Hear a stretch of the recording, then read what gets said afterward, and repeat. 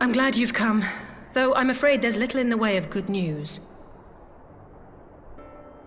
After you left, we reached out to both the Alchemists Guild and Stillglade Fane and attempted all manner of treatments. But the results were always the same. Whatever the answer is, it's not alchemy or conjuring. Why did it have to be Y'shtola and Urianger and not me? Out of all of us, they are the ones who could feasibly have solved this puzzle. And Alphino's still missing. God, it's all going wrong. Where do we even start? A grave situation indeed. Might I be of some assistance?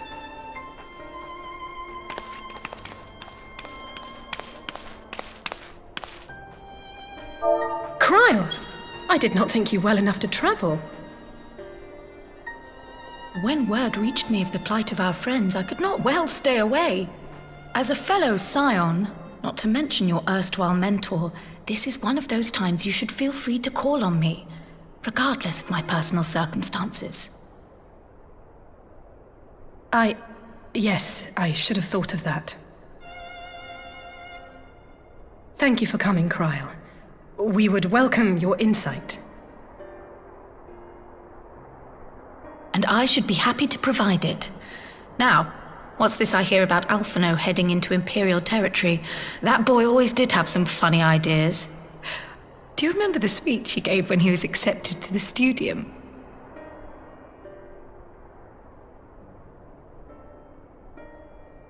My life's goal is naught less than the salvation of this star.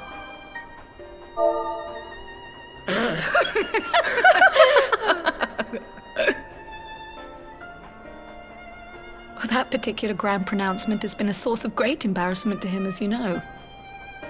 But the fact of the matter is, he meant every word and has lived his life accordingly.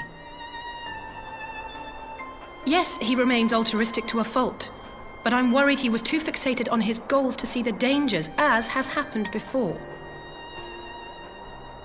You needn't be so concerned. Though his values remain the same, Alphino is not the blinkered boy he once was. Slowly but surely his eyes have been opened, thanks to a certain someone. A certain someone whom he'd be mortified to learn had heard about his little speech. Mum's the word, eh?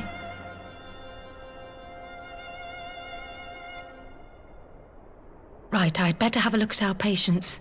They're in the infirmary, I assume. I'll need absolute quiet, so it would be best if I did this alone. If you'll excuse me.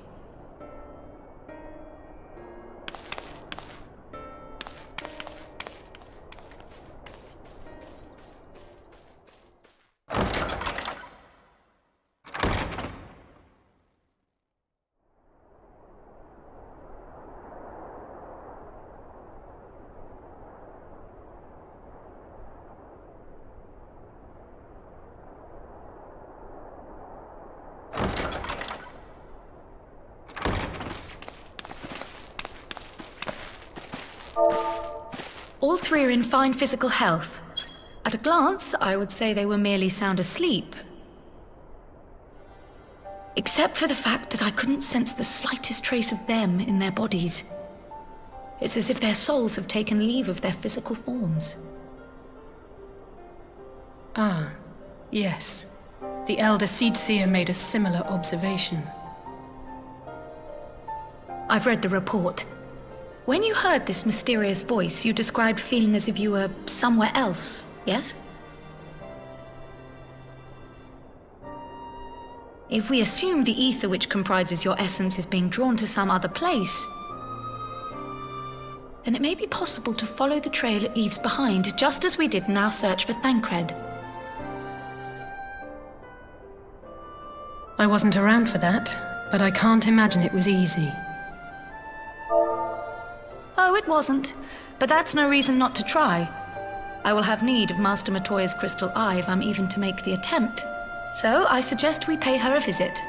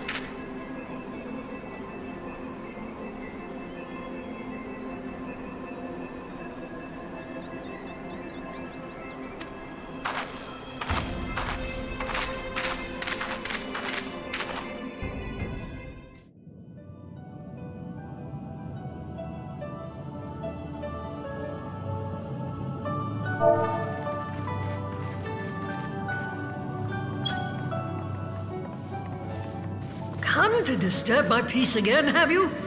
I hide myself away in a cave, and still you people insist on pestering me with your problems.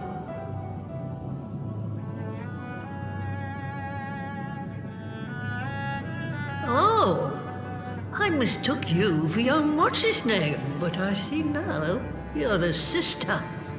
Weren't you supposed to be the lively one? I've seen happier faces at a rain-sodden burial. Well, I'm sorry to dash your expectations, but the situation isn't exactly conducive to gaiety. Ha! That's more like it. Stoller used to spit and hiss like a wildcat too. Better for a young thing like you to be filled with fire and leave the doom and gloom to your elders. Now, what exactly does this tragic situation of yours have to do with me? If I may, Master Matoya, we have need of your crystal eye once more.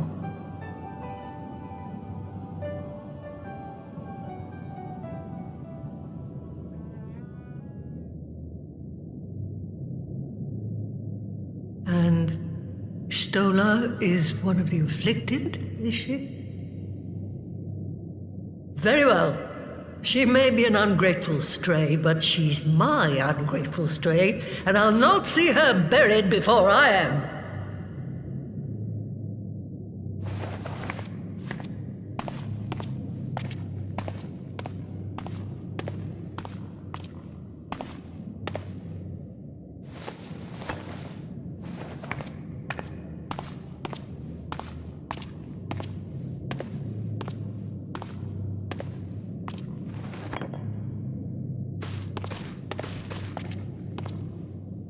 Right, let us see what we can see. I'll begin from where our friends first fell, and cast my senses out from there.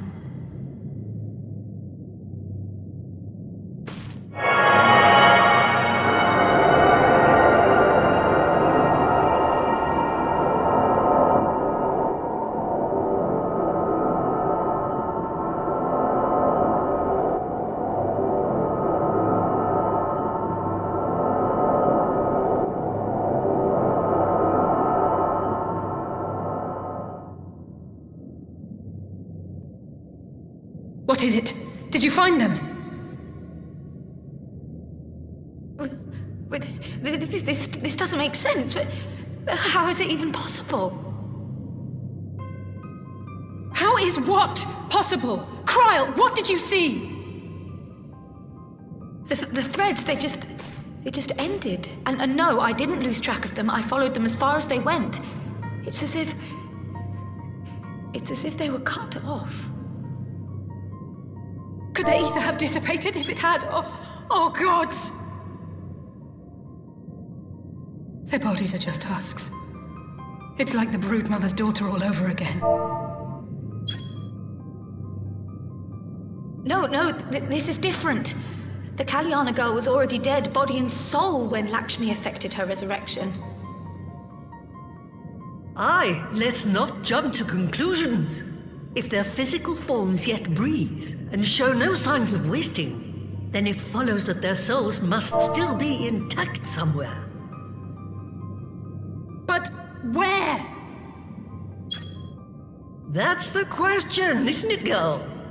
Death has not taken them to the ethereal sea, yet there are no tracks left for us to follow.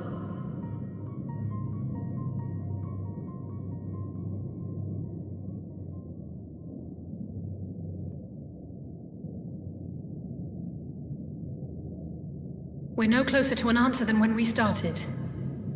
But knowing their souls are still out there is progress of a sort. We just have to keep looking. Pray, excuse me a moment.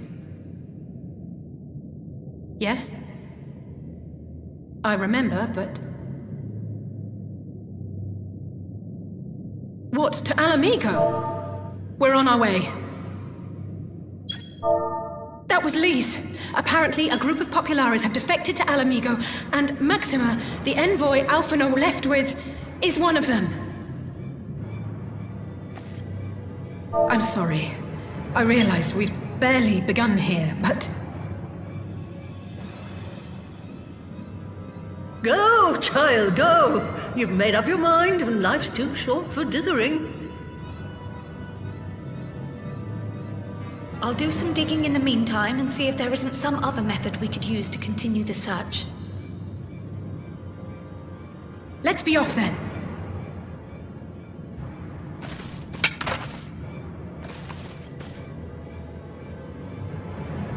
Oh, not again. The enchantment barely seems to take these days. I chalk it up to old age, but I rather doubt it's that simple.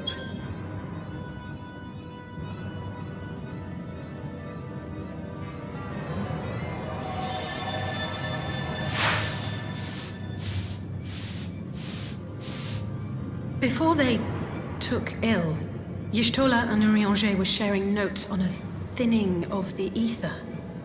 It seems to be happening all over. Does it now? And here I was, all set to blame my woes on that creaking mountain of refuse clogging up the Thaliac.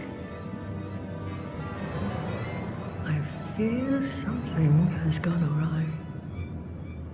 Still, there's naught to be gained from starting in shadows. You can only do what can be done, and that but one thing at a time.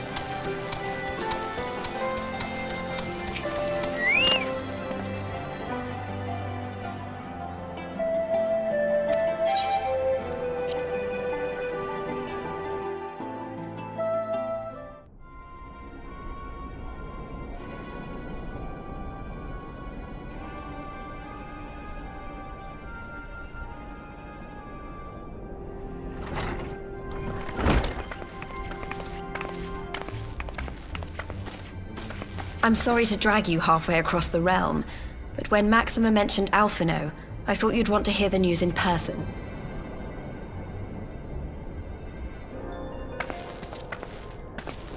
Ah, we meet again. Though I was hoping our reunion would be under more auspicious circumstances. What happened to my brother? Where is Alphino? Never fear, my lady. Your brother was in fine health when I took my leave of him, and I have no reason to assume that has changed. You assume? If you will allow me, I shall endeavor to explain events. Our troubles began not long after we departed Doma. While crossing the burn, we were fired upon by the Emperor's personal guard and forced to make an emergency landing. As we stumbled from the wreckage, our attackers fell upon us again, and we would have perished there and then were it not for the intercession of a third party, a band of mercenaries whose leader claimed to pursue a vendetta against the Ascians. This shadow hunter, as he styled himself, then escorted us out of the wastes to relative safety.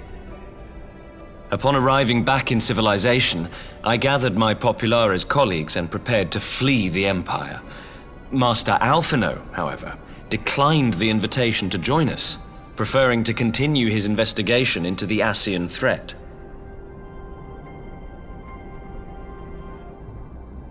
Well, at least he's not lying in a heap in the burn. Tell us more about these Ascian hunters. Who are they? And is Alphino still with them? He is.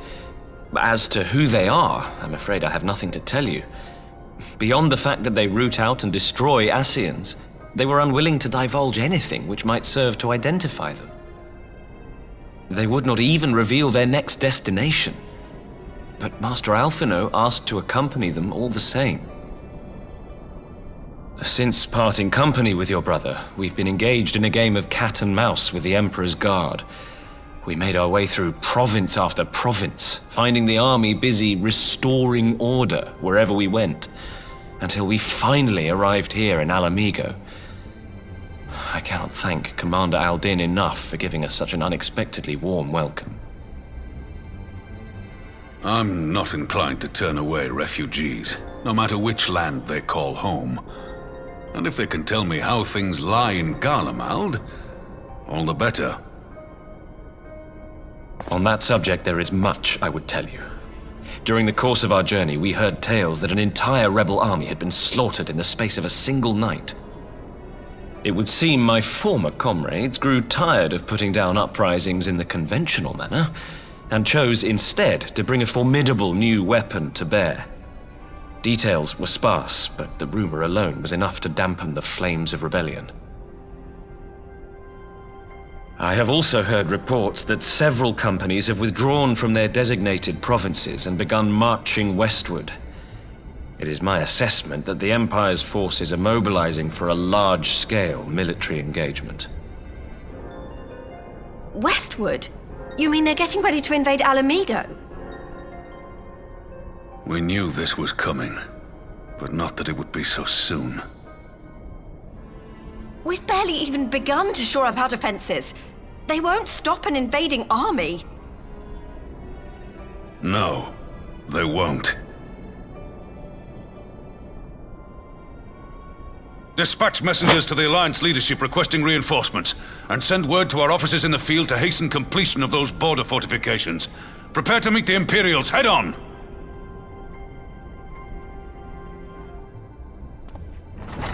No matter how quickly we act, we still want for time.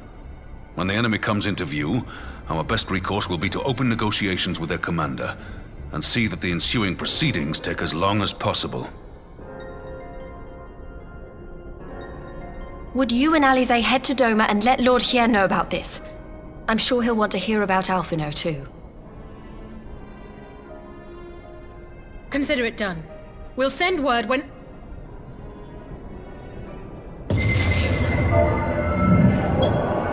Untold sorrow must be changed.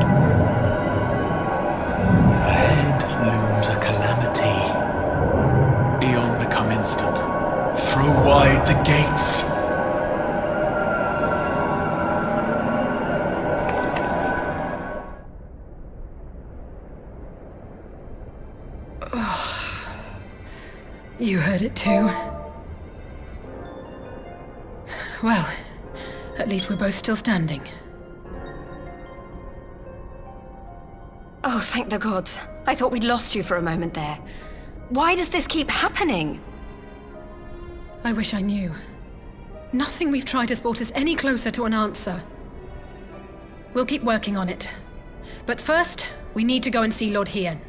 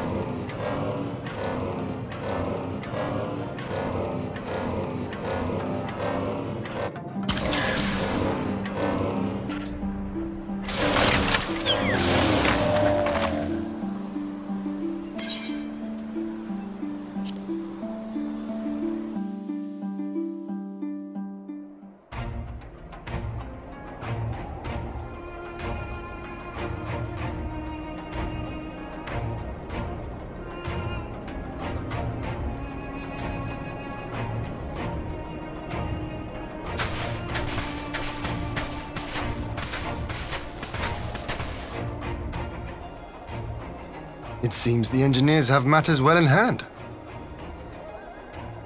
Should the barrier work as we intend, Doma will be free to reinforce her allies in Alamigo without fear of weakening her own borders. Honored friends, the time has come to put your hard work to the test. Start the generator.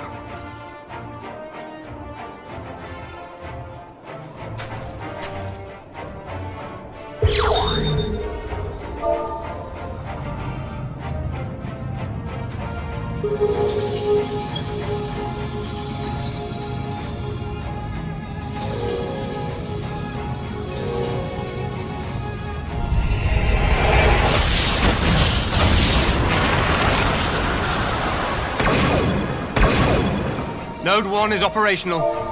Nodes 2 to 8 are reporting similar energy levels. The barrier is forming.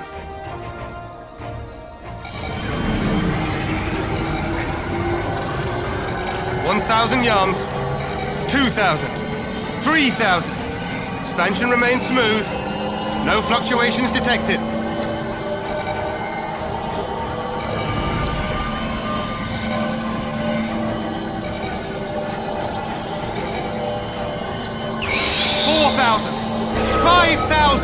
Target altitude reached.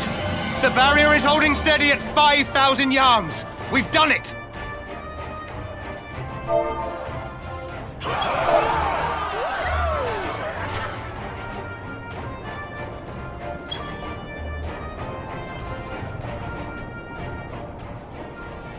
Is that an Imperial airship?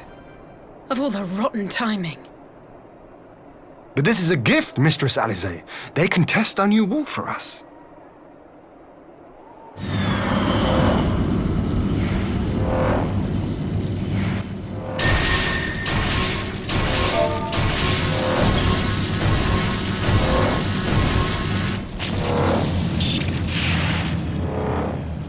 Seems solid enough, though I was hoping for a fireball.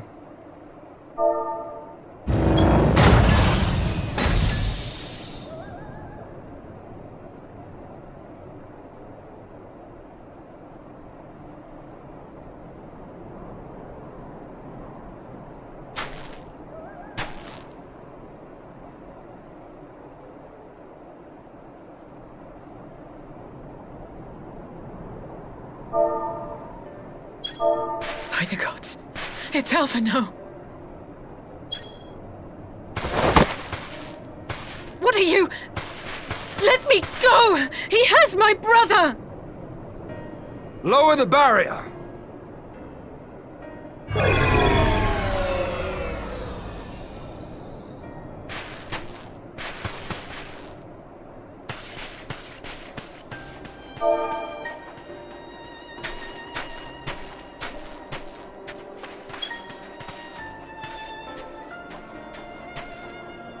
Be at ease, girl.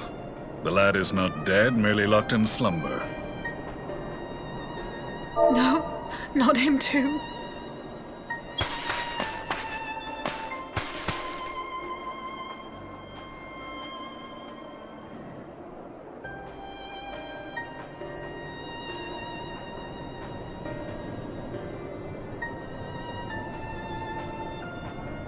We could identify no cause and found no remedy. Thus I sought to return him to Doma, and into the arms of Lord Hien himself, it would seem. It is a day for fated reunions. Would you not agree, adventurer? Or should I address you as the Warrior of Light?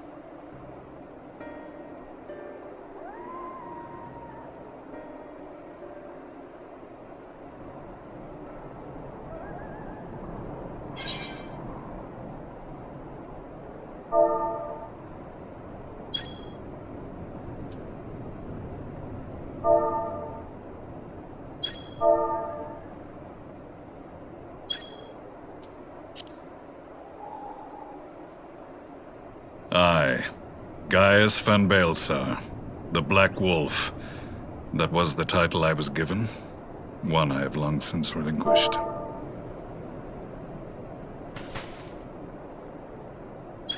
Stand down. The legatus of the 14th Imperial Legion died in Castrum Meridianum. I am no more than Gaius Baelsar, a man without rank or allegiance. Impossible! There's no way you could have survived! Do you remember how it unfolded? How I was deceived by La Habrea? How I was convinced that reviving the Ultima weapon would allow me to bring peace to Eorzea?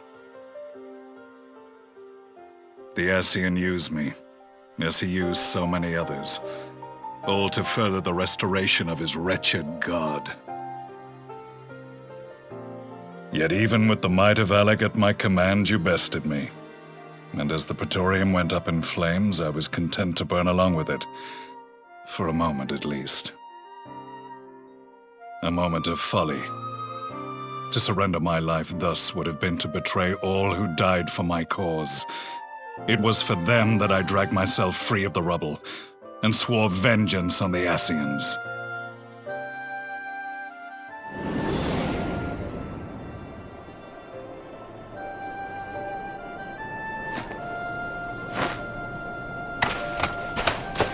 The Black Wolf has shed his pelt, never to return to Garlemald or her legions. I live now only to exact revenge.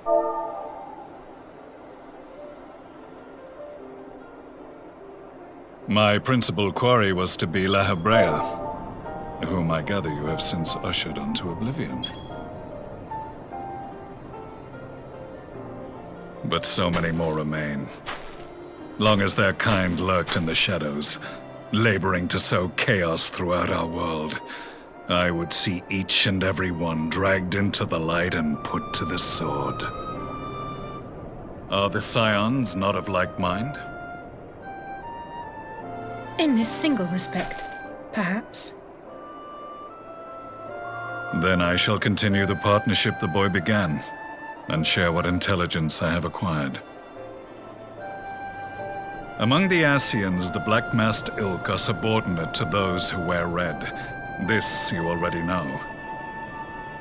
Yet among the red there exists a hierarchy. Those set adrift with the shards clearly stand below those still joined to the source. Nabriales, who once dared to intrude upon the Rising Stones, belonged to the former group, and while he was indeed a dangerous foe, his powers were inconsequential next to the paragons of the Source. The first was La Habrea, who plagues us no more. There is also the white-robed Elidibus, and the elusive Emmet Selk, about whom little is known. We have files on La Habrea and Elidibus, but I believe this Emmet Selk is new to us? As I assume my brother told you, we have evidence to suggest that an Ascian now walks in the body of the Crown Prince. Have you identified this interloper? Elidibus seems the most likely culprit. As emissary, it is his role to maintain the equilibrium between darkness and light. Your many deeds in Hydaelyn's name have upset the balance, and I believe he seeks to restore it by throwing his considerable power behind the Empire. As a leader of the Ascians, he is one of our primary targets. It was on the trail of this very prey that the boy and I came across the scene of a failed uprising. In the absence of a single Garlean casualty, we inspected the bodies of the rebels, and the lack of any external injury drew my immediate attention. They had been slain by Black Rose, an alchemical invention of the Imperial Army. When I yet served as legatus, I ordered its production halted, and all stockpiles destroyed. Toxic gas is not a tool of conquest, but of extermination. Toxic gas? This must be the new weapon Maxima warned us about. Something deadly enough to sweep away all resistance in a matter of hours. Gods. You don't think they're planning to use this in Alamigo, do you? Put your fears to rest. We infiltrated the production facility and destroyed all existing stores of the chemical along with the plant itself. Even should they rebuild the operation, they will not soon manufacture another batch. Regardless, I would draw your attention to a directive we discovered in the plant's records. The document was marked with a recent date and authorized with the signature of one Zeno Galvus.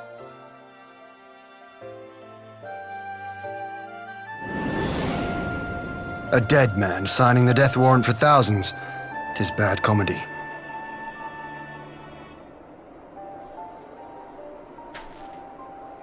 But the tale does not end there. Within that same facility was a chamber filled with devices of elegant design. Cloning technology, we realized. And what should we find in each and every incubator? But a young Emperor Solus.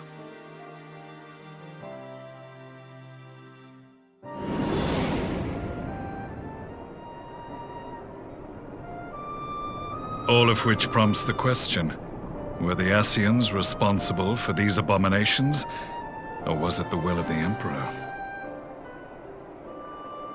I must know which hand guides the Empire. Though I have given up my rank, I am yet a son of Garlemald, and I will fight for the future of my homeland.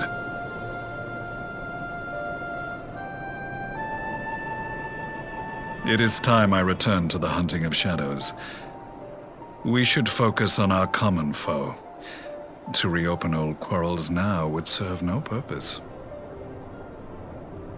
You saved my brother's life, so I'm willing to let sleeping dogs lie. But in truth, it's not my decision to make.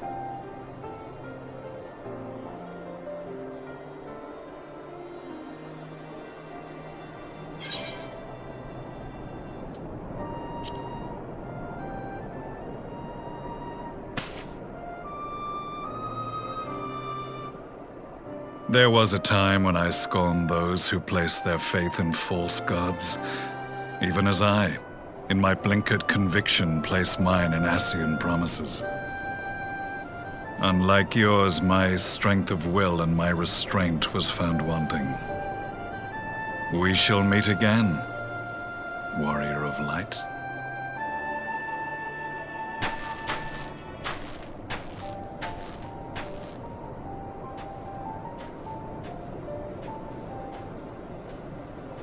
So that was the infamous Black Wolf. An unexpected ally, to say the least.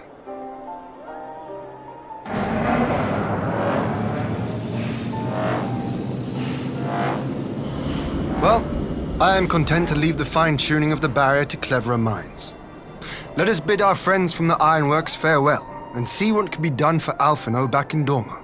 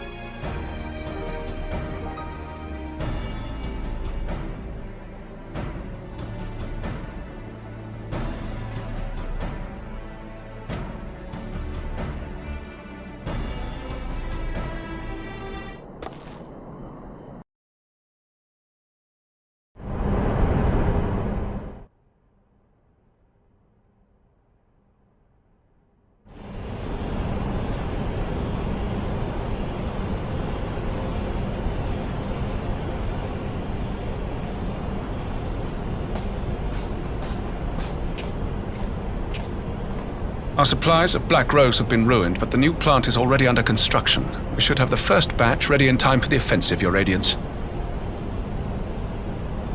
See that you do.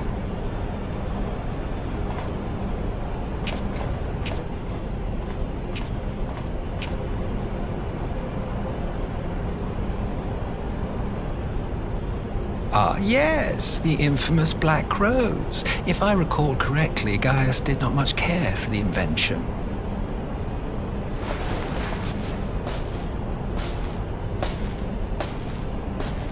A ruthless and indiscriminate weapon indeed, this airborne poison.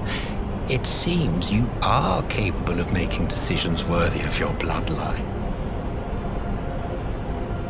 With no gift for sorcery, we Garleans must look to Magitech to even the odds. If it spares the needless deaths of our soldiers and serves the cause of this empire, there is no method I would not employ. How very noble of you. Truly, though, I must commend you for embracing your role as Emperor. You play the part of the determined ruler well. Sometimes even I catch myself believing.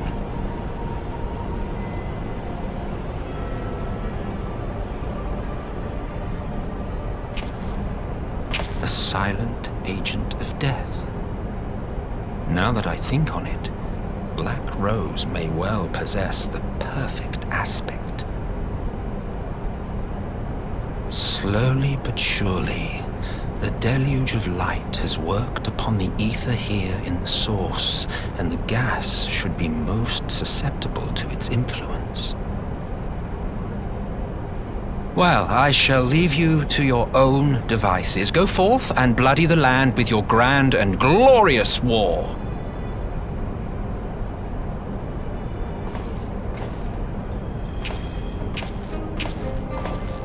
While you do what, precisely?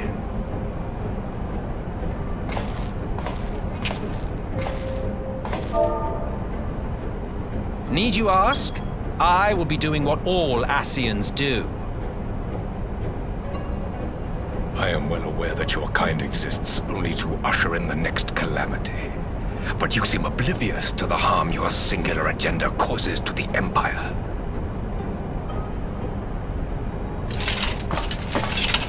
You cannot have forgotten the events which followed your mortal demise.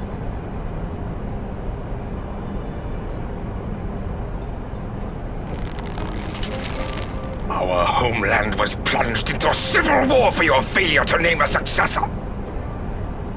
The edifice you so carefully constructed was but a hair's breadth from collapse.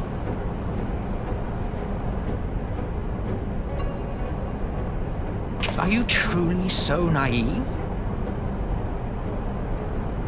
You thought me oblivious to the consequences of a departure so painstakingly timed?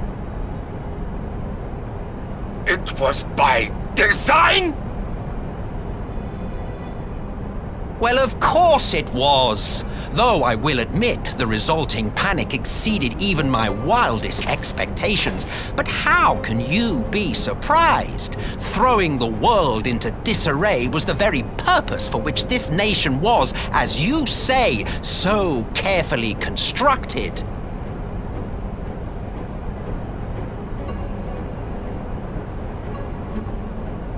Now, if you have no further questions, I must be on my way.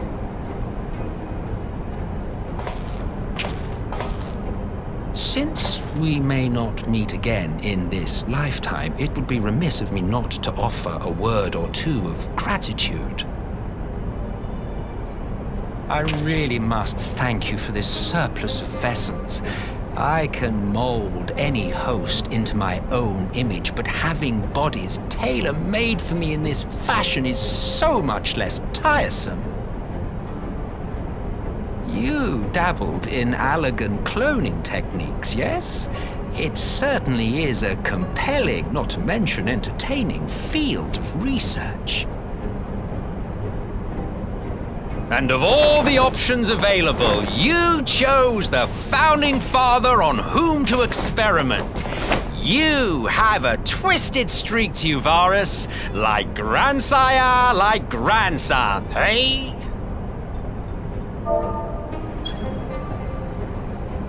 If events play out as planned, this will become something of a family enterprise. You will be the capstone of this world, I the anchor and shard, and together we will give the lie to this star's fraudulent existence.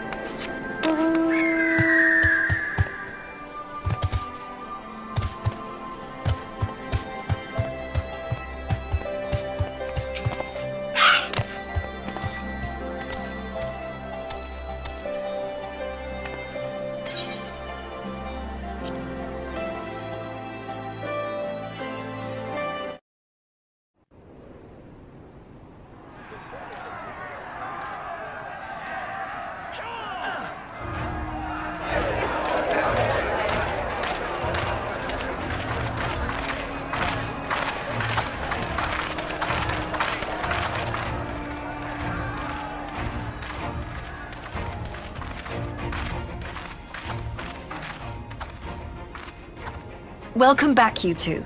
Greetings, Lord Hien. Glad you could join us. Glad to be here.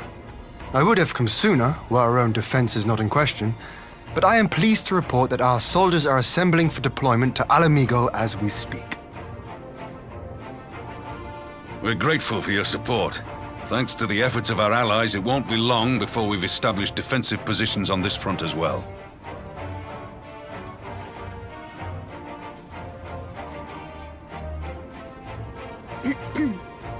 We have some good news too. Alphino has come back to us. As for the bad news,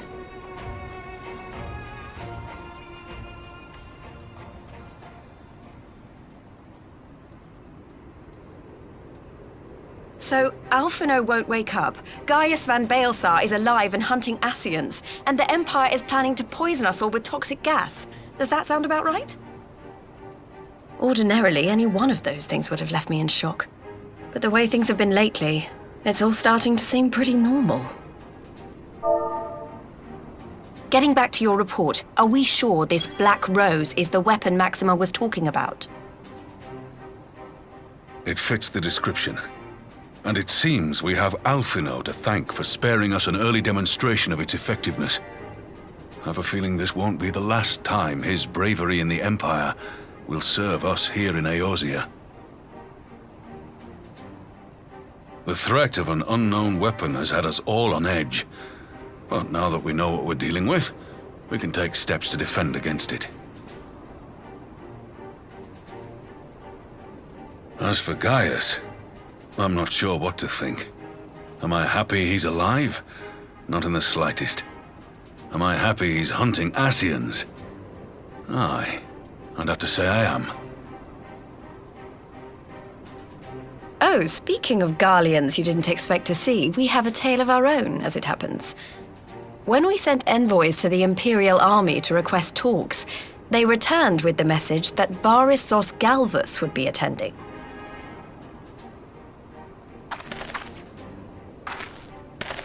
The Emperor himself. Well, Varys did sanction the Popularis peace mission. But knowing that an Ascian walks in his son's skin, I do not see how we can trust him or anyone from that nest of vipers. The Alliance would proceed with negotiations regardless, if only to give ourselves more time to prepare. We do, however, require your cooperation. Right. Yes. So, as a condition for the talks to go forward, the Empire has requested that a member of the Scions be present. There'll be a representative from each Alliance nation, of course, but I'm afraid we have to ask that you come along too.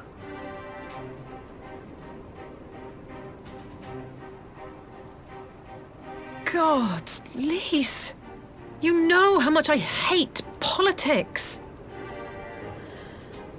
But then, what choice do I have? Alphino and the others aren't going to do it. Very well. I shall attend as the Scion's representative.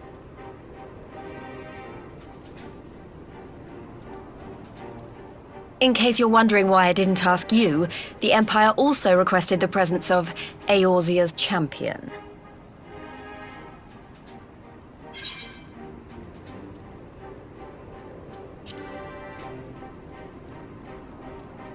That's settled then.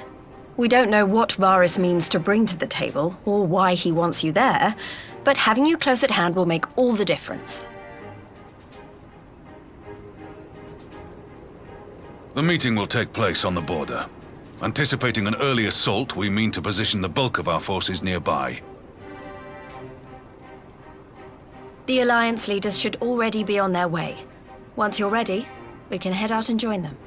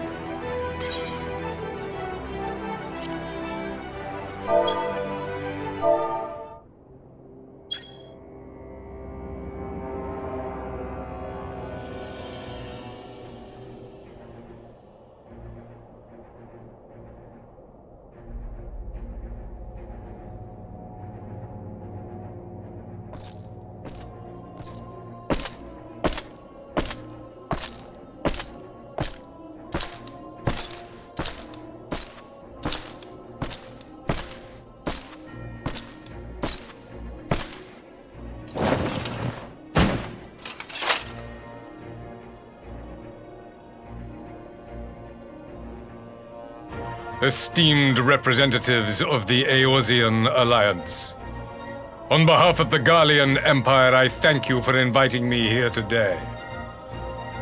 As this parley was convened at your request, I invite you to speak first. Very well, Your Radiance. I, Nanimo Ulnamo, 17th in the line of Ul, should be pleased to oblige you.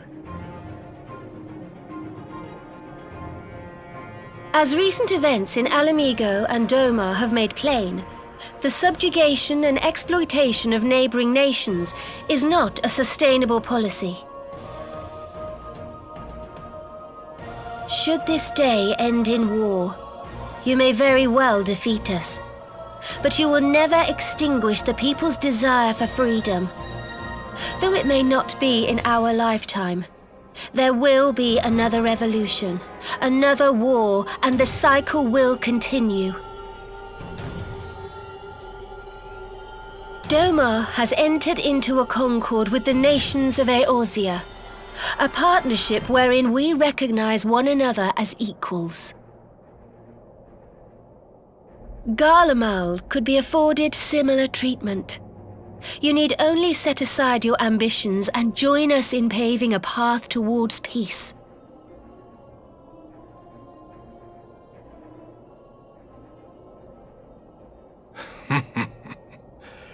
You will not win me over with sophistry, Your Grace. As you know only too well, this alliance lacks the strength to keep the peace within its own borders. Even now, your struggles with the Beastmen continue unabated. Divided, you sow this fertile soil with the seeds of your differences and reap naught but discord and chaos for your trouble. Eorzea must be united under one leader, one purpose. I would offer you both and bring an end to your strife.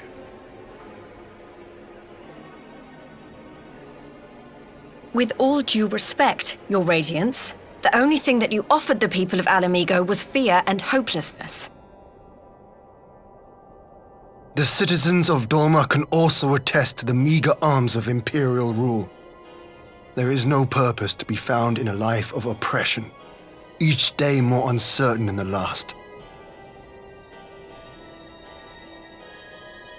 Our people are willing to die for their freedom. A great many already have, and countless more will, if we don't put an end to this madness here and now.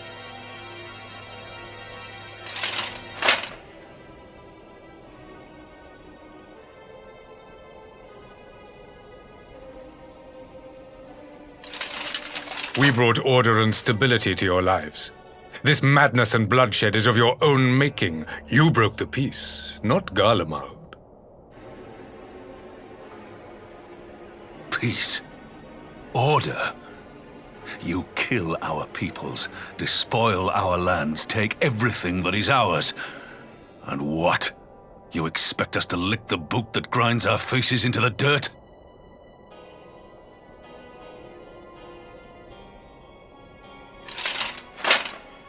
I expect you to weigh the costs, to recognize that countless lives have been lost on both sides in pursuit of a greater good, and to not squander all we have achieved in a fit of petulance.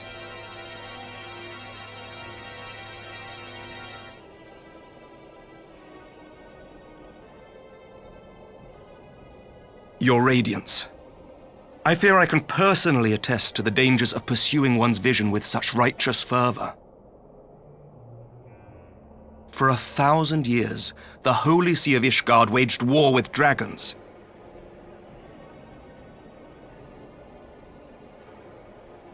A 1,000 years of sacrifice, of sorrow and hate, in which we bathed in the blood of friend and foe alike. Had it gone on any longer, we may well have drowned. Yet we have chosen to raise ourselves out of this bloody spiral, and have since made peace with our former enemy. So I understand. No doubt the dragons were more receptive to your overtures in the wake of their leader's demise.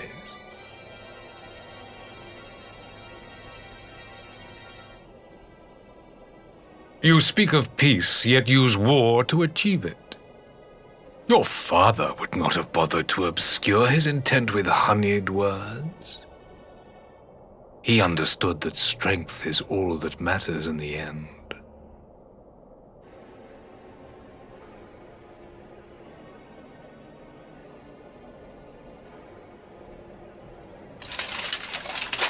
Without his clarity of vision, I can but wonder what will become of Ishgard and her people.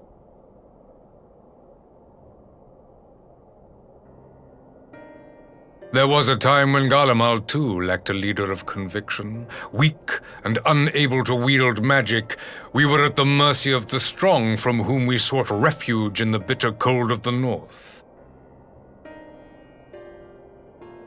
Were it not for the discovery of ceruleum and the subsequent development of magitech, we might never have gained the power to take back that which was rightfully ours.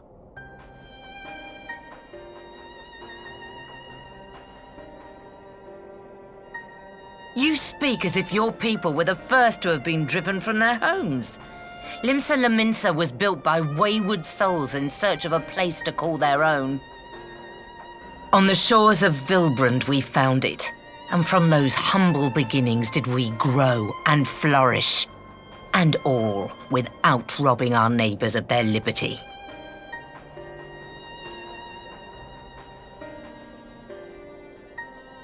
So saith the pirate. Am I to believe that you simply asked the kobolds to yield up their lands and that they were happy to oblige you? That you did not drive them out like rats in the hold of one of the many ships seized by your privateers?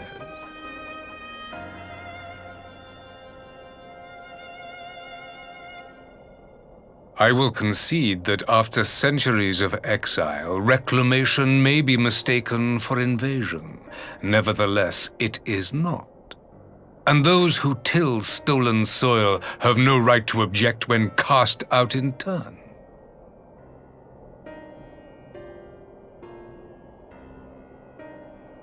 Your uncompromising nature rivals that of the Ixal. They too lament circumstances which they themselves perpetuate. Were they but to embrace peace, we would welcome them with open arms. Indeed, some few have done just that, and now receive of the Twelve's Wood's bounty. Would that your people might learn from their example.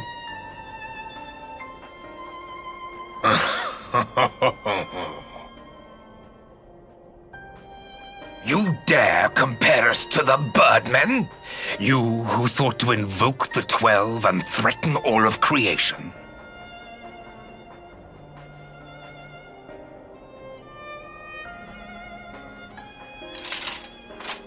I came here in the hope of finding some speck of common ground, but I see now these discussions will accomplish nothing. Despite what you people may believe, I am not wont to choose the sword over the olive branch. 'Tis but a pity men are loath to accept one without first being shown the other.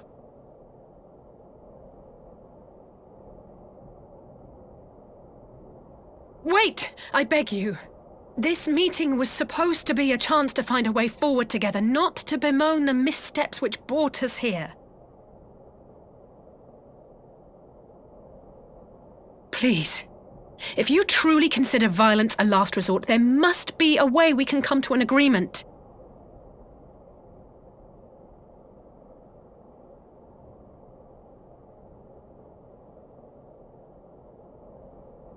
As Mistress Alisaie says, we did not come here to bicker over the past, but to discuss how we might strive towards a brighter future.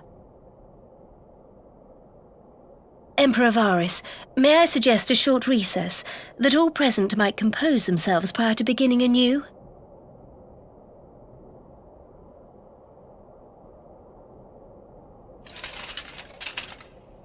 Very well. I pray this intermission will suffice to move these talks in a more constructive direction.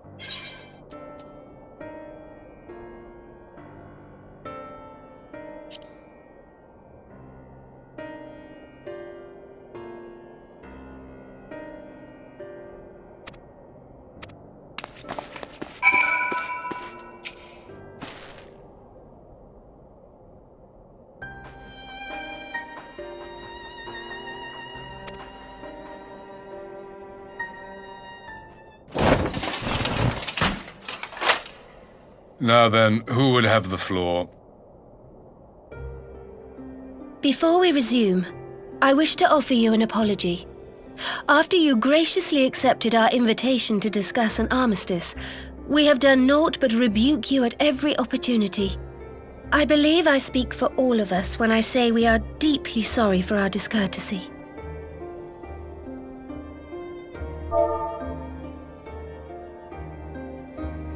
I'll admit your familiarity with our affair surprised me, and served to remind me how little I know of yours. I think all here can understand the desire to reclaim one's homeland. But why expand further? That is my question. If I may, the answer can be found in the Imperial doctrine they took great pains to impart to my people. Recognizing the threat icons posed to the world, Solus Zos Galvus decreed that they were to be eradicated. To this end, he began a campaign to unite all lands under the Garlean banner. Or so we were taught. Yet the Emperor only reached the burn, the Barrens said to have been laid waste by icons, after conquering all the lands that lay between. What is more, I am quite certain the practice of summoning was not nearly so widespread in the days before the Empire's founding. When you put it like that, it all starts to sound like an excuse, doesn't it? But to distract from what? Why are you really waging this war?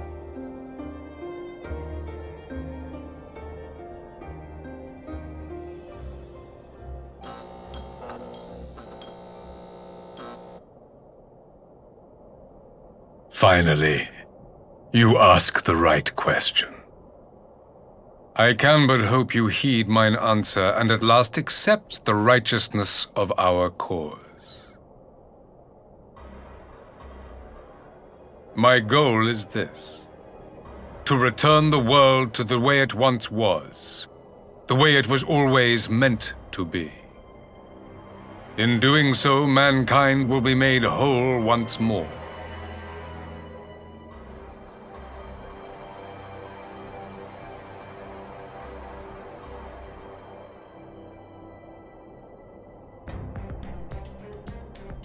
No longer will we suffer from the dissension born of our differences. There will be but one race, a perfect race, as we were when time began. What in Rhalgr's name are you talking about?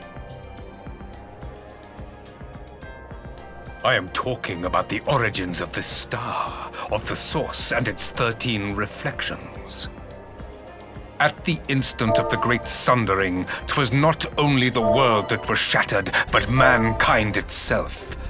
Thus were we divided into myriad races, each with its own unique imperfections. That is why man looks upon his neighbor and feels fear and hatred, why he wages war, why he kills his brother. You all in your own way have proven as much today. The peace you seek is but a fleeting solution to a fundamental problem. One which calls for more drastic measures. To bring about everlasting peace, our worlds must be rejoined.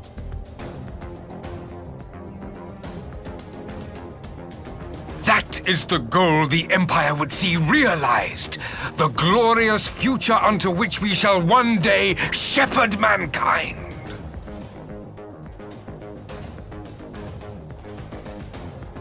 A rejoining of worlds? I have heard this tale of the Source and its reflections before. Are these not the selfsame desires as the Ascians? Emperor Varys, do not trust in their words. They will lead you to your doom. My father thought to use them, but in the end he succumbed to their temptations. He embraced summoning like so many other pawns before him. Do not tell us you mean to do the same.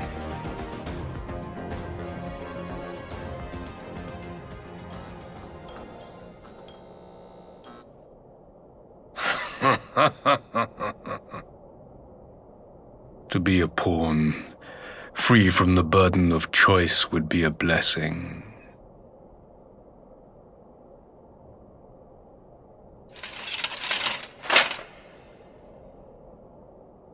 But I forswore that privilege the day I learned that the Garlean Empire was built by the hand of an Ascian. What?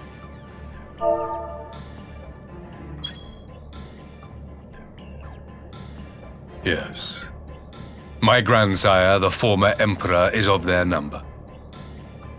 And who better to build an empire capable of bringing about the calamitous change we desire? Would you condemn me for this alliance, for bowing to the will of these shadowy masters, when the prize is true and lasting peace?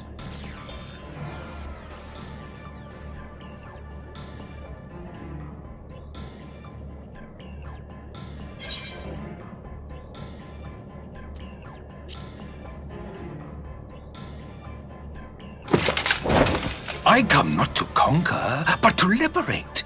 To free man from the prison of divergence. Imagine a world united. One perfect race beneath a single standard. An army before whose might these servants of darkness and light would fly as leaves in a storm, never again to meddle in man's affairs. We would be the masters of our own fate. I bid you join me, not as subjects of Garlemald, but of a new nation. And together we shall win freedom for ourselves and generations yet unborn. You want to trigger another half-dozen calamities? You can't be serious!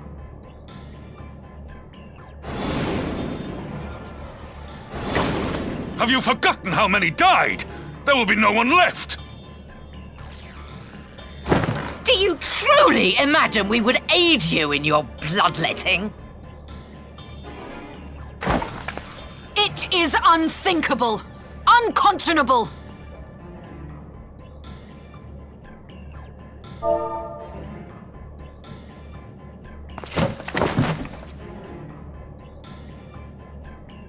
And what is the alternative?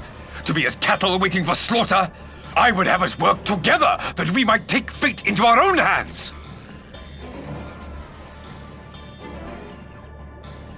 Into your hands, perhaps.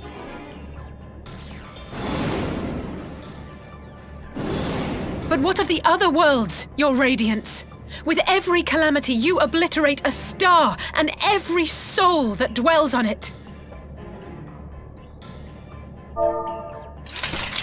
To the Ascians, we are all but tiny, momentary specks within an indifferent universe. We cannot hope to oppose them until we have been made whole once more.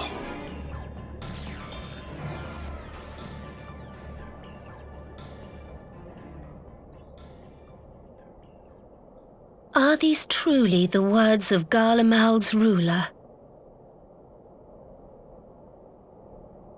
The flaws and foibles which you so abhor are what make us who we are.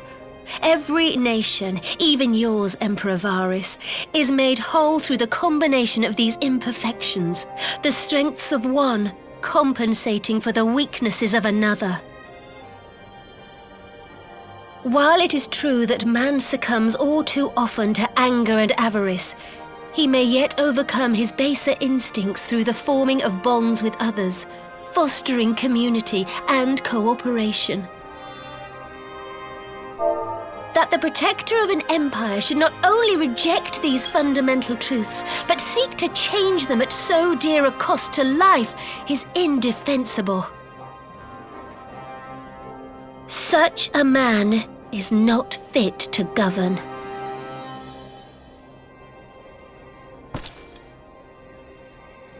And you, warrior of light, would you refuse me as well?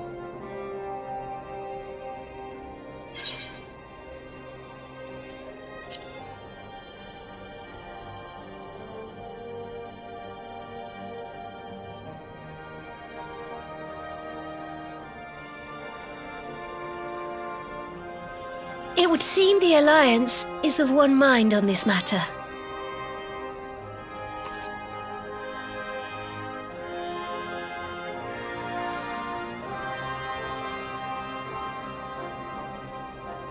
You Eorzeans never cease to disappoint me. Though I suppose I have only myself to blame for expecting more from savages. This discussion is at an end. I bid you make ready for our next meeting. It will not be at the negotiating table.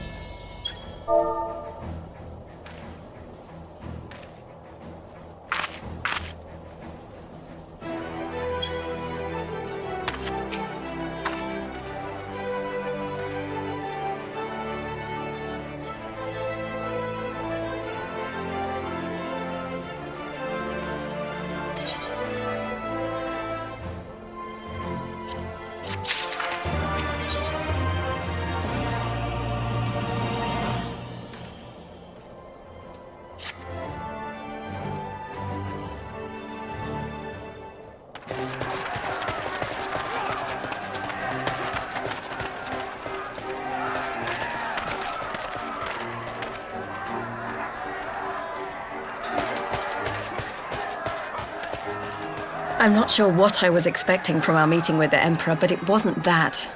Still, at least we know now what he's really after. Aye, a future built on a mountain of bodies.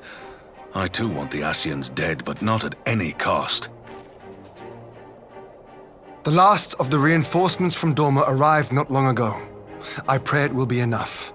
Given the Emperor's stated goal, this is a battle we can ill afford to lose.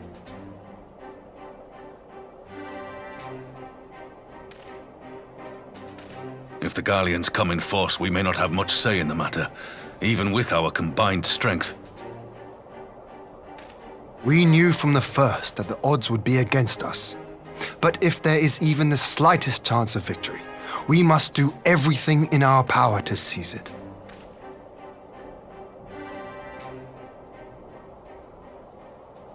We must seize it, full stop.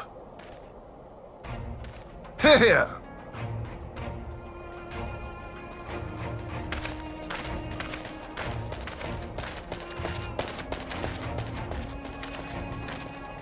The two of you are to join an irregular unit and support the main host. I won't bother asking if you're minded to fight. After coming this far, how could I not? And for once, there's no one around to countermand me. Not that they would. Not even my brother. But we all know who really make the difference. Ready to frighten some Garleans?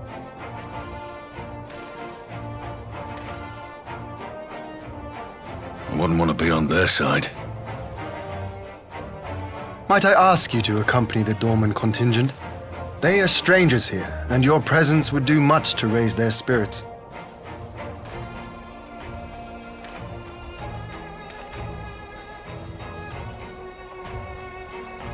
We would be honored. When our people stride out with you in their midst, I dare say the Eorzeans will feel an ilm taller themselves. High spirits have a way of spreading. What I wouldn't give to join you. But my duties as field commander will not allow it. I'll leave the front lines in your capable hands.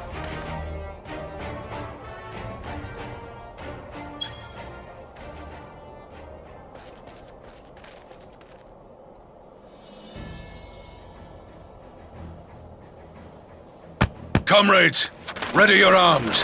The hour of battle has come. May the crystal guide us to victory!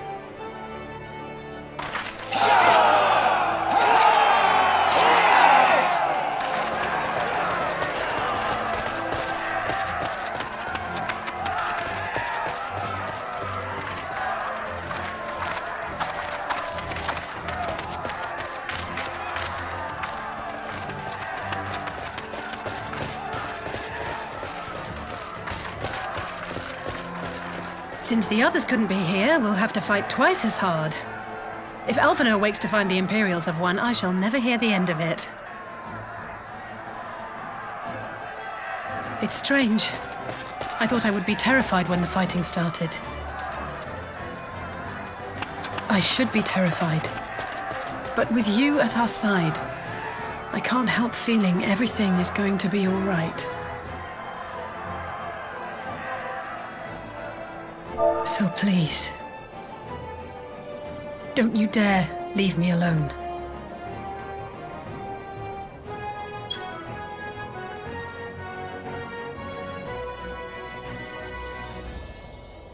No matter what happens, we have to survive together.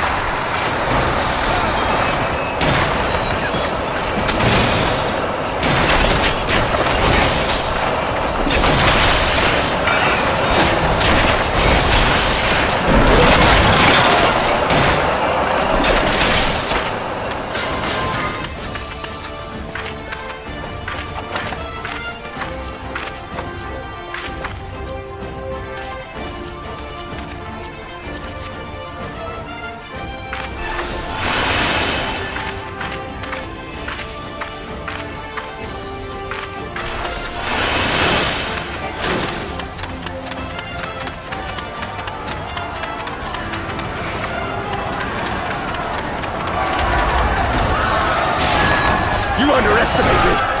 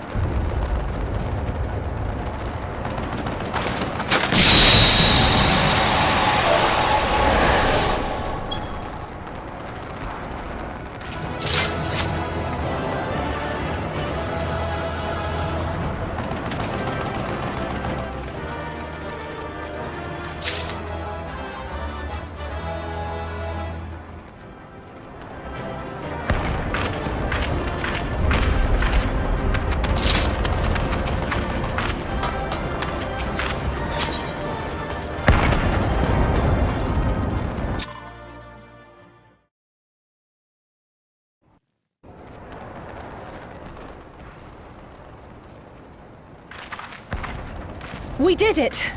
I dare say they'll be reeling from this. You were truly inspiring in battle, my friend. I'm determined not to be outdone, but there seems to be no one left to fight. A tactical withdrawal, perhaps? We should give chase. Finish them off while we have the chance.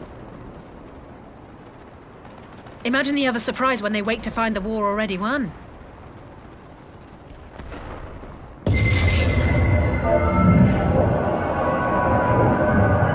The light will expunge all life. Only you can forestall the calamity. Throw wide the gates. No! No! No! Not like...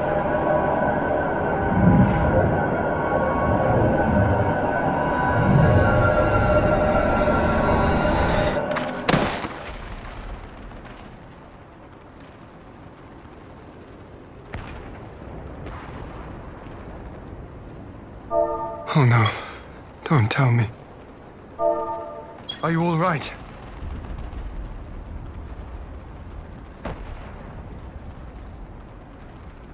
Quickly! We must get her back to the encampment.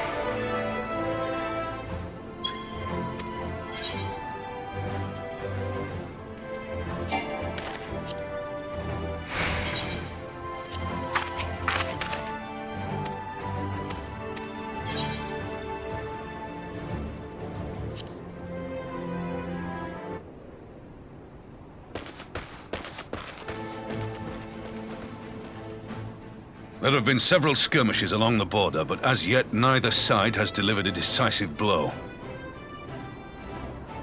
We had long assumed that the Garleans would overwhelm us in a straight fight, but we seem to be gaining ground, albeit slowly. As to why that might be, the most likely explanation is that they have yet to commit all their forces. Still, we're winning, and our latest intelligence suggests the Emperor has retreated back to Garlemald.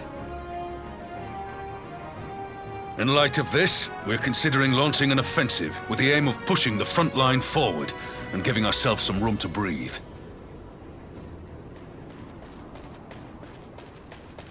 Commander!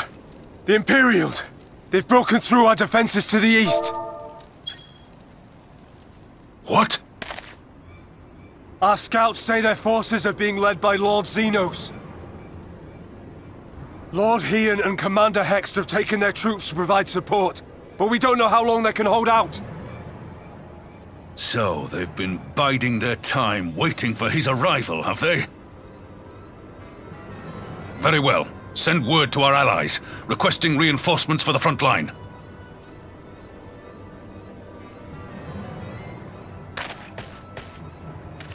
Should the worst come to the worst, I may need to enter the fray myself. But what of you? Do you still have the strength to fight?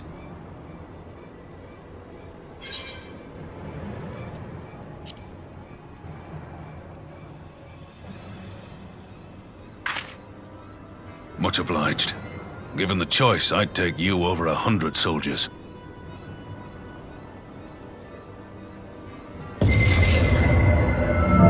Why won't they open? Please, I bid you open!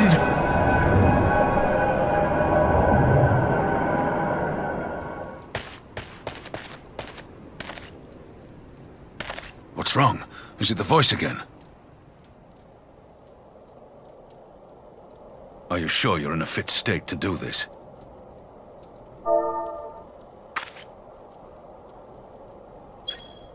May Ralga grant us strength. Give 'em hell, lass. I, for my part, will defend this place to my dying breath.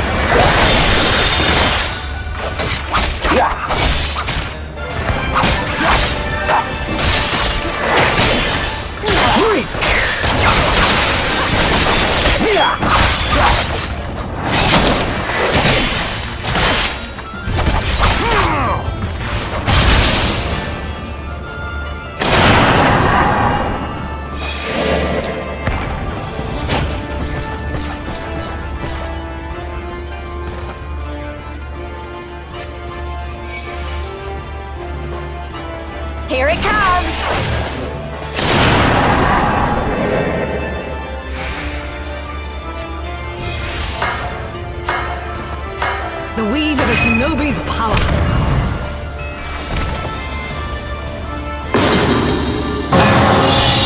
The art of my forebears.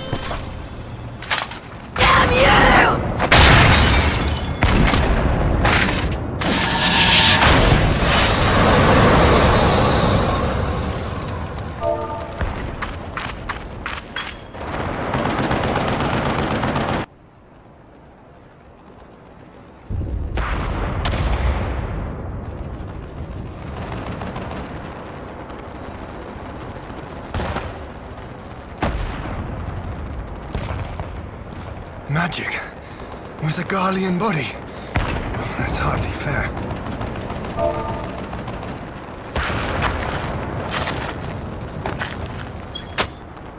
Still, he must be stopped, no matter the cost.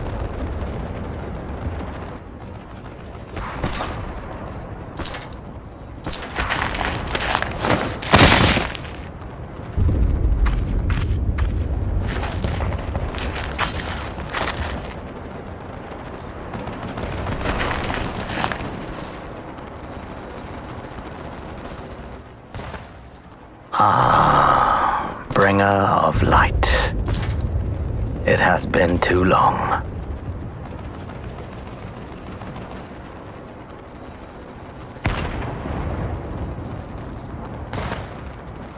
No words to mark our reunion? So be it. Equilibrium must be restored. And only your death will redress the balance.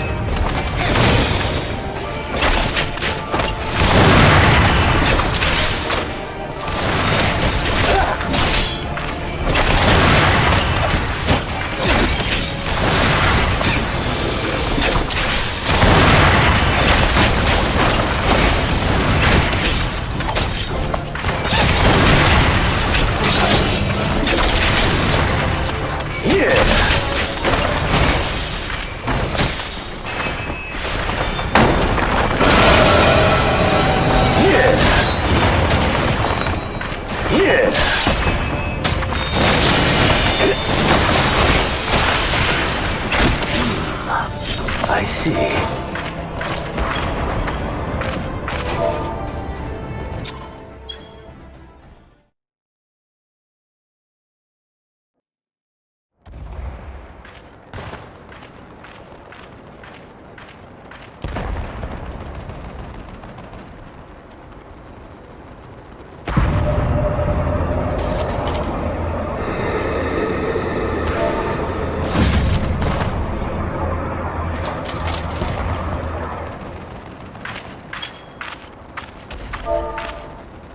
Your mother chose her champion well. Yet, for all your strength, you will still fail.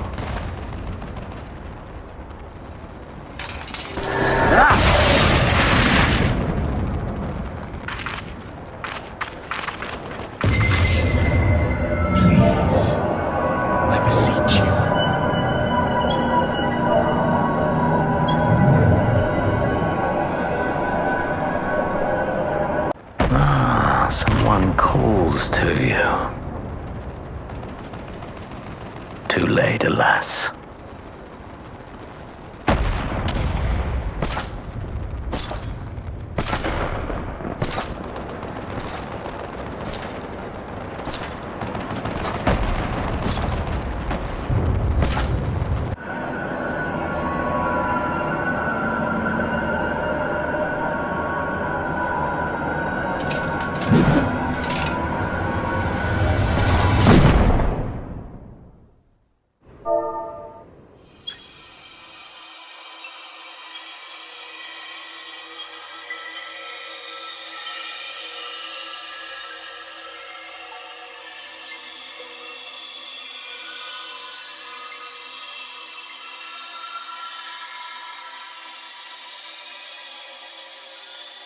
At last, I found you.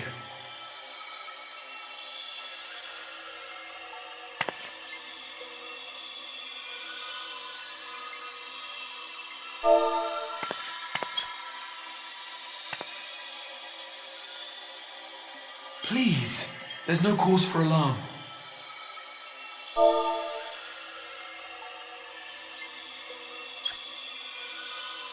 Though, I confess, this is not where I had intended to meet. But the place of our meeting is of no consequence, like the war you wage. Win or lose, the path you walk leads only to oblivion. The better path leads you here, to me. I have need of your strength.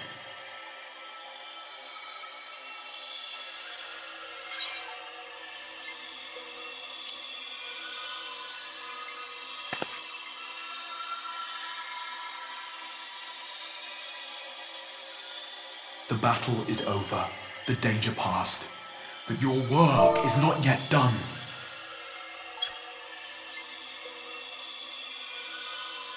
Go to the Crystal Tower. I have left something for you near its base. It will serve as a beacon of sorts, one which I pray will help you on your journey. All you need do is find it. I will take care of the rest.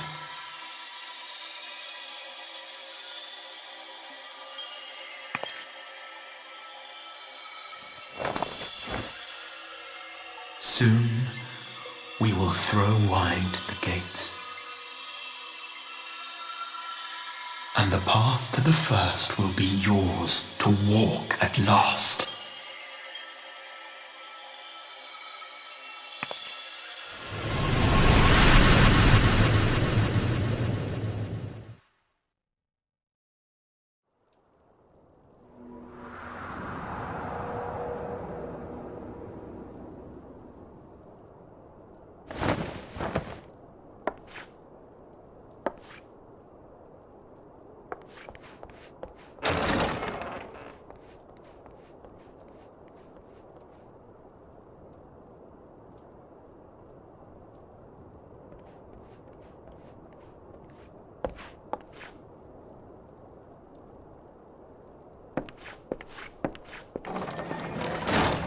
You're awake. Thank heavens.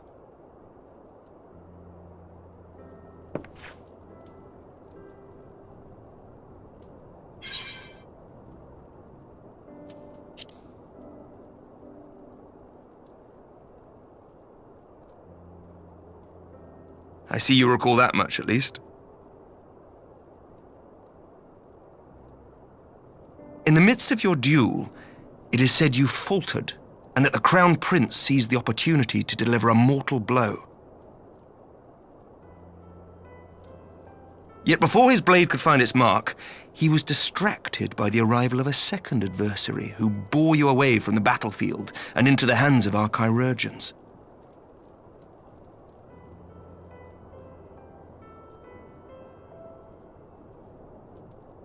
Lest you wonder, he left before you awoke. As is his wont.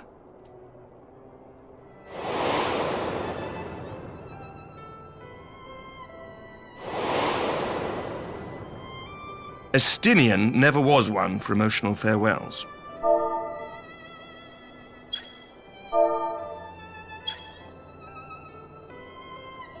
Though Xenos bested all before him, the battle clearly took its toll, for he retreated shortly after your rescue. Seeing this, the remaining Imperial forces decided discretion was the better part of valor and pulled back, allowing us to re-establish our position. We have since received word of renewed unrest in the provinces, doubtless inspired by the efforts of the Eorzean Alliance and our Far Eastern allies. Nor does the good news end there. We have also come into possession of intelligence suggesting unrest within the Imperial Court. This would certainly explain why both the Emperor and Lord Xenos appear to have abandoned the fight.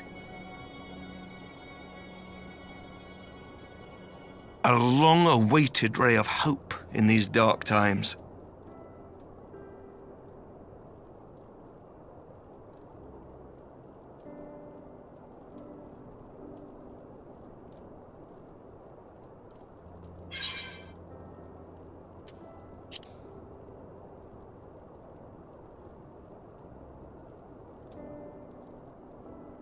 Yet to awake, I'm afraid. But please, concentrate on your own recovery for now. You have carried the hopes of some half-dozen nations, and we are all eternally grateful for your efforts. But no one is without their limits, not even you. Leave this fight to us, my friend. You have earned your rest.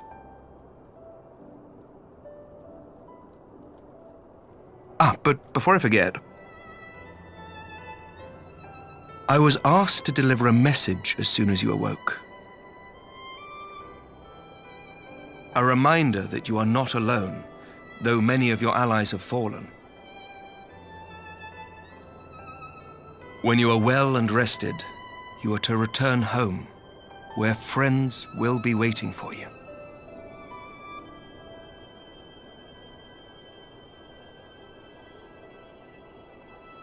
Now, if you will excuse me, I must return to the front. May we meet again soon, under happier circumstances.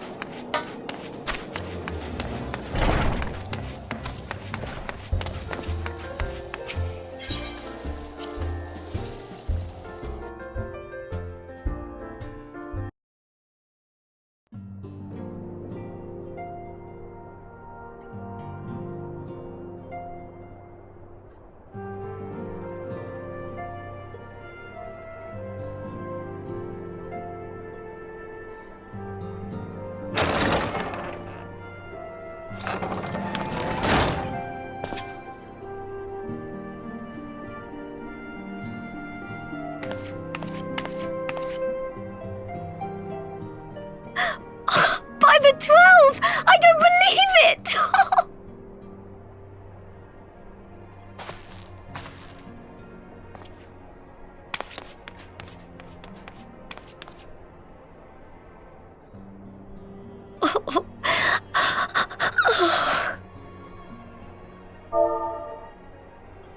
I rushed back as soon as I could. I swear, my heart nearly stopped when I heard you'd collapse like the others. What in heaven's name is going on?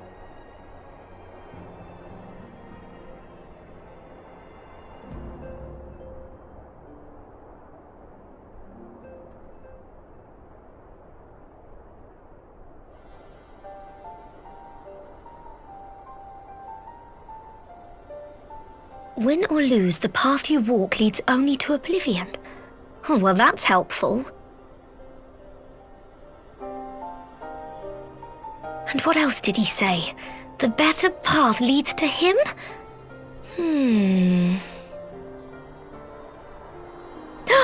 If his is the voice you've all been hearing, perhaps the others are with him.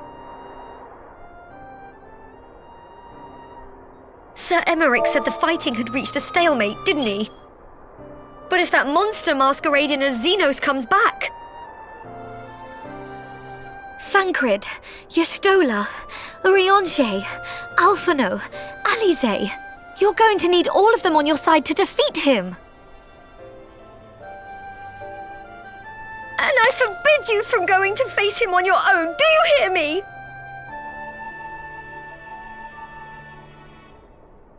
So if you must leave, go and find the others. Bring them home.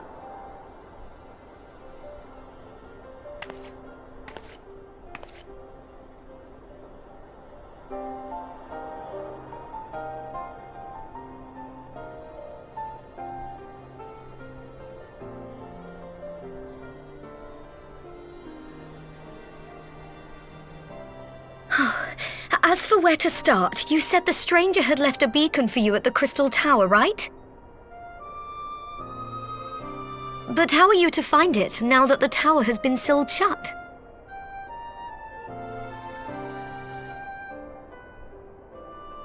There has to be a way. If anyone would know, it's Sid and the researchers of St. Coinac's Find. Don't you worry, we'll find that beacon for you.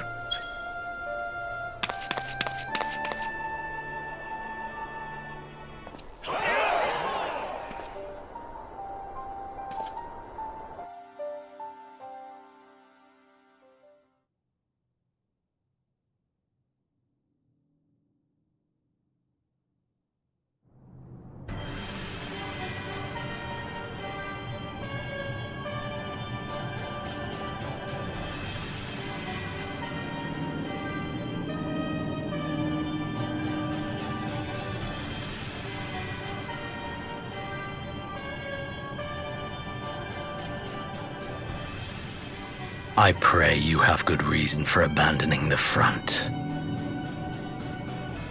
How could I remain there while the rumor that my son is possessed by a demon spreads like a sickness here at home? I will not be made to fight for the throne a second time. But what of you? Did you not tell me you would destroy Eorzea's champion with the ease that one might swat a fly?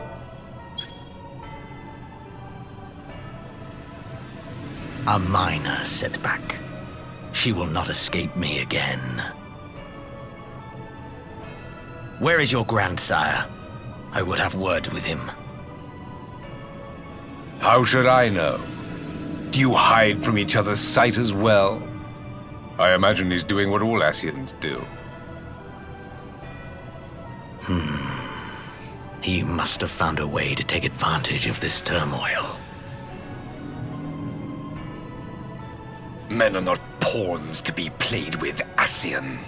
You underestimate us at your peril.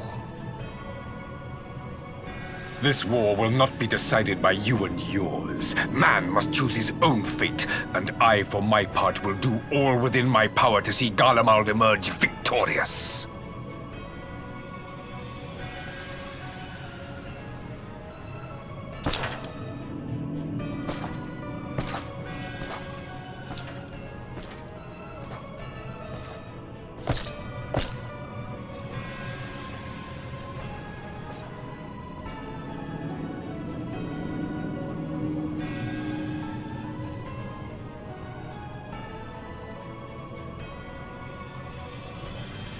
Pray forgive the intrusion, Your Radiance, but the requested preparations are now complete. We stand ready to begin production of Black Rose upon your order.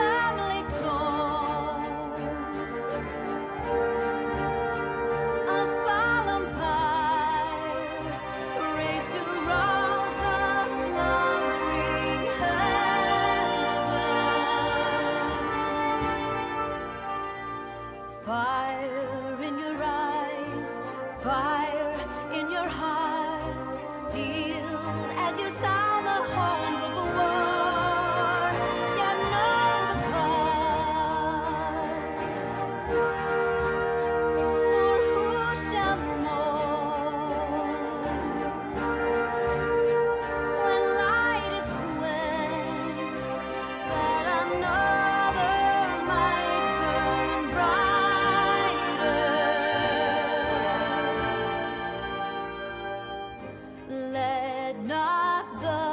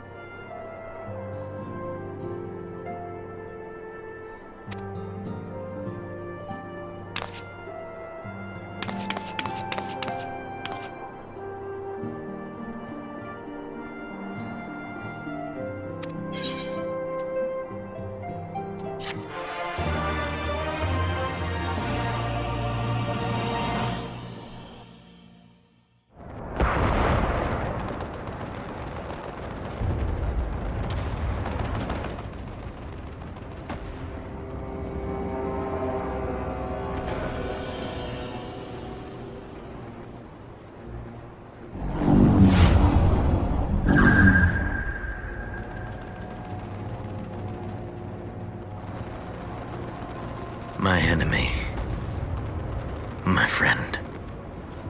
Had I been but a step faster.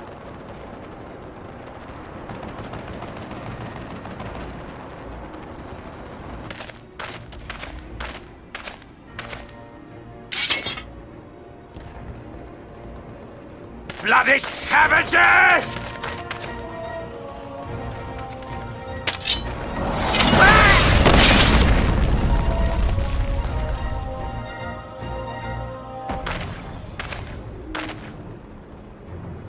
A pity your hunt leads you elsewhere. Not that I am surprised. May you find joy in it. Grow stronger, more savage, and savor every triumph.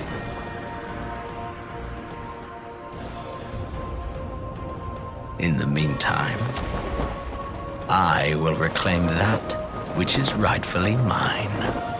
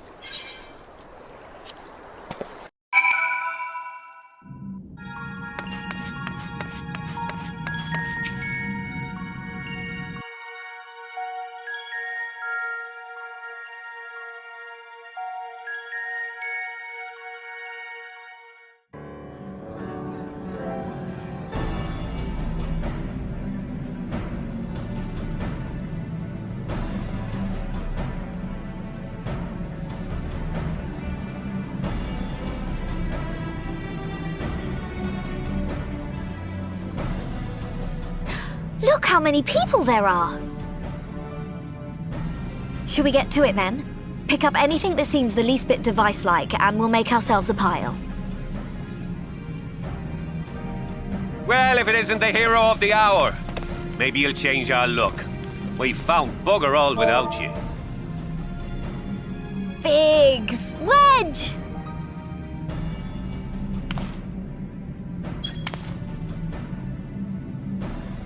Aye, aye. Well, we could hardly say no to a call for aid from the Scions. Jesse called the chief of some other business, so we'll be working twice as hard to make up for his not being here. Thrice as hard, even.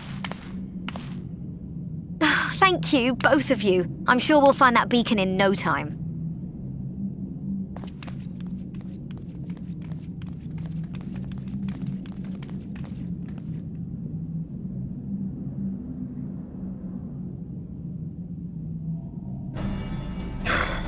I'm not seeing anything out here.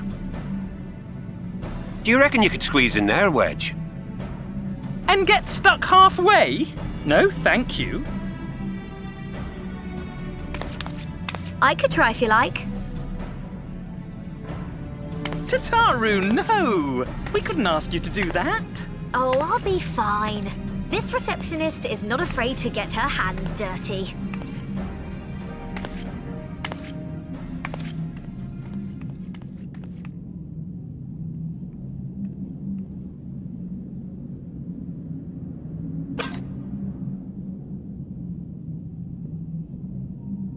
Sorry, I meant to say, the scholars haven't finished their preliminary assessment of the site yet, so we're not supposed to venture too far in. What's that you got there? Now that looks promising. Isn't that the Ironworks symbol? Counterfeiters? Now I have you. You are right. What's happening?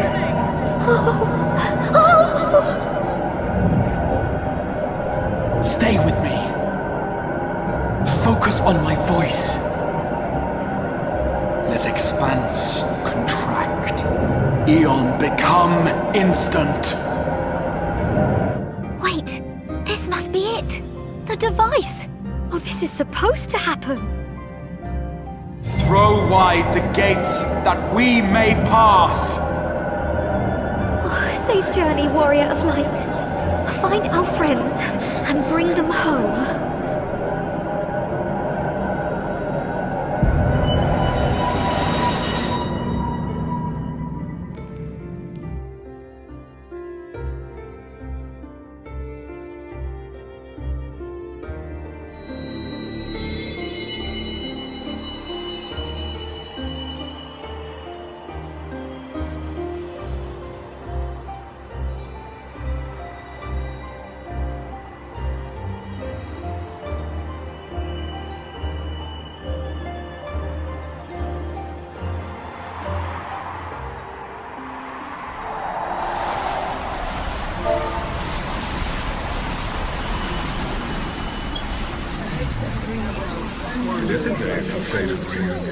My realm with my for showing me the dawn's light will shine again. Oh, do not look at me so. You're slaves to a tyrant! There's no freedom in that! This is one battle you cannot fight. Away with you! The same spirited accounts always comes in welcome. We did everything right! Everything that was asked of us, and still it came to this!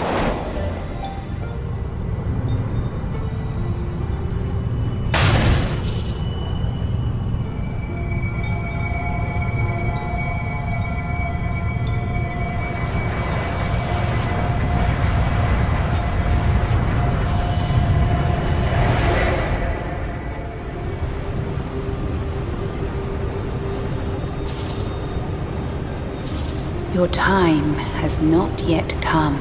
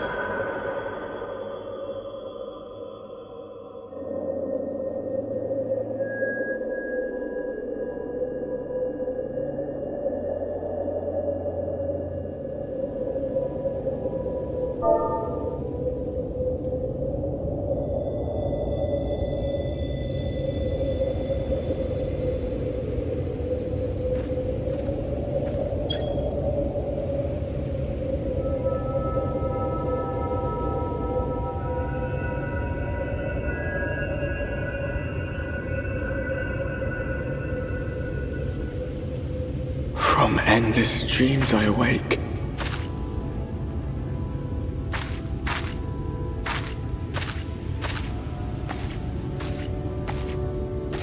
Something vague, yet urgent, calls me to action once more.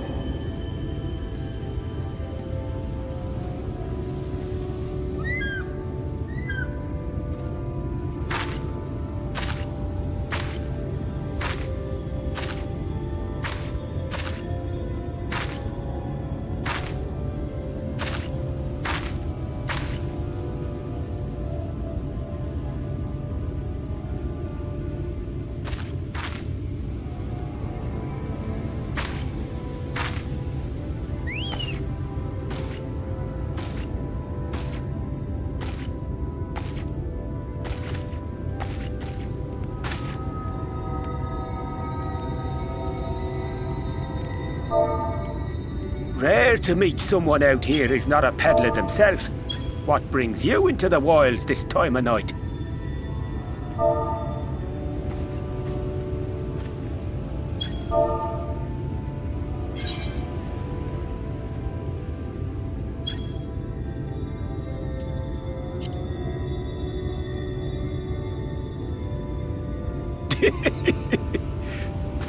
Well, if it ain't the oldest joke in the book.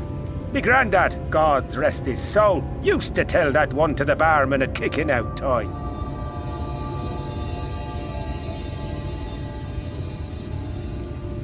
And when, pray tell, did we last have a dark night? You rotten old drunk, you, he'd reply. Yeah.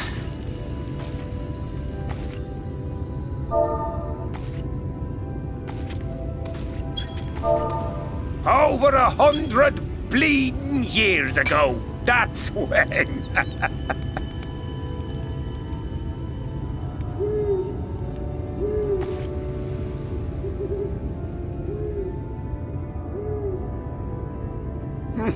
You got that look down to a T. I'd almost think you meant it. Ah, got to you, did they? Poor beggar. That explains it then.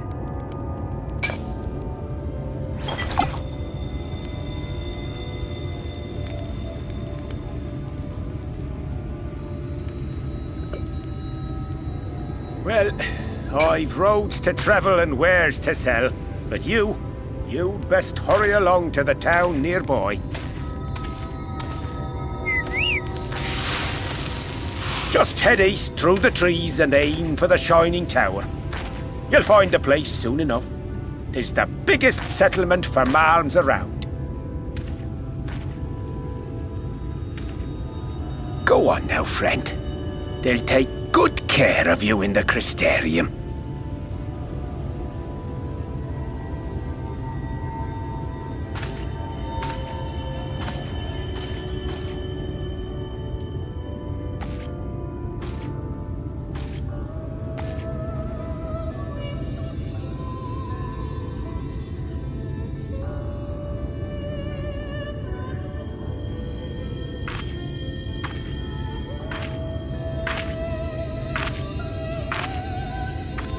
Dizzying heights it rises, the gleaming spire, its tip threatening to pierce the blinding canopy. There, it will all begin anew, between dark and light, the pure and the corrupt, the one true struggle.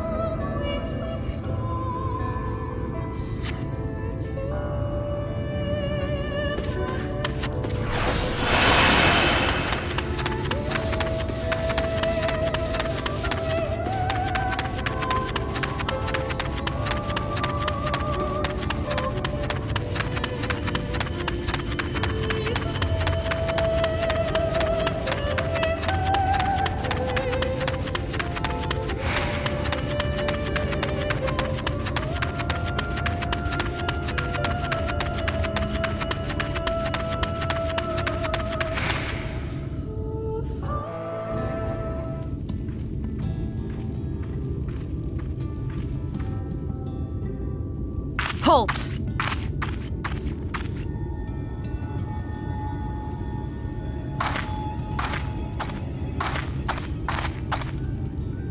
Every face in this city I know. Yours, I do not. This is the threshold of the Crystarium, stranger, and I am its gatekeeper. If you would enter, you will answer my questions.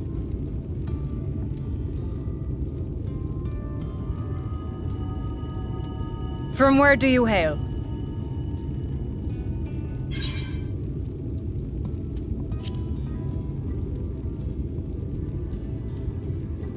Do you take me for a fool? No such place exists. Had you given me an honest answer, I would not have barred your way. We care little here for a person's place of origin. But instead, you chose concealment. And I will not suffer you to pass.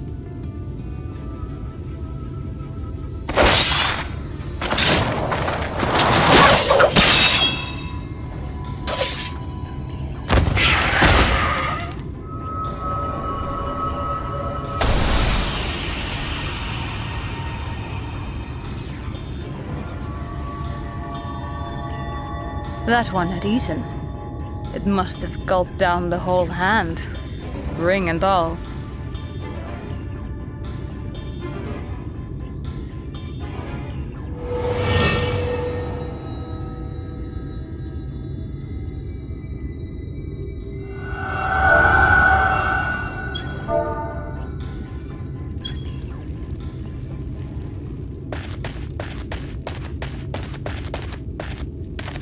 Everything all right, Captain?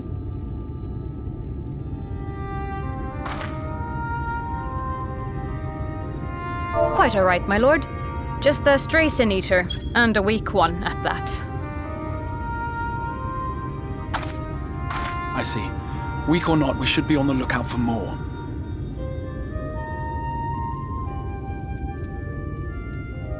But I see you've met my guest.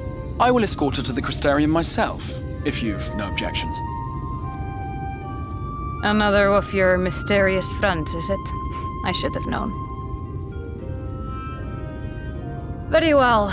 I'll inform the others your guest is to be given the run of the city.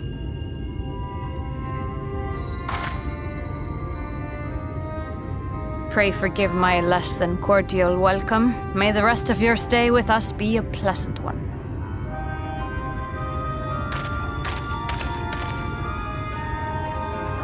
Come with me. I will answer whatever questions you have when we are somewhere more private.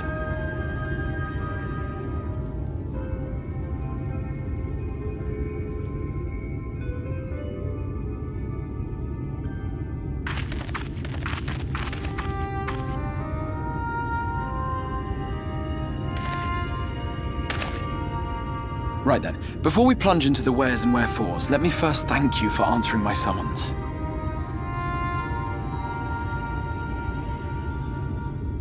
I had intended to bring you directly to my personal quarters, but I fear my aim was slightly off. That you are still able to make the crossing unharmed is a great relief. And so, we come to the question of where. The realm in which you now find yourself belongs to one of the 13 reflections, or shards. The first, to be precise, even if its inhabitants are largely oblivious to the fact. As to wherefore, having been awarded the rather grandiose title of Crystal Exarch, I, in my capacity as caretaker of the Crystarium, thought to seek the aid of you and your companions.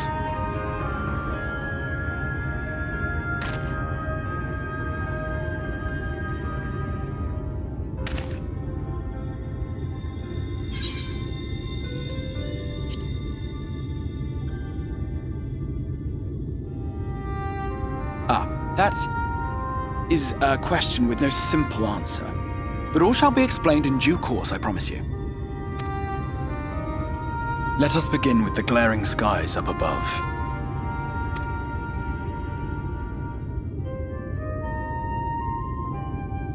Here in the first, the world has been all but consumed by primordial light. It began a century ago, by this realm's reckoning. A luminous flood swallowing everything in its path. more than 9/10 of this star was lost. And the fortunate few who survived are hounded by abominations born of that catastrophe even now. Sin Eaters, we call them. The creature you saw earlier was one such monstrosity.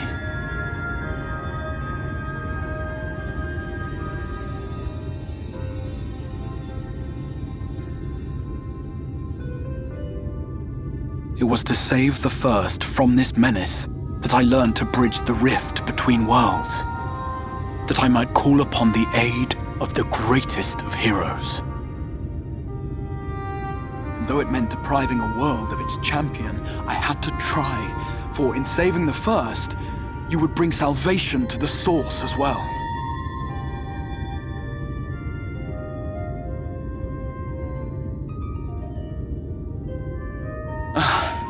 But what manner of host harangues his guests in the middle of the road? Let us continue our talk within the Crystarium.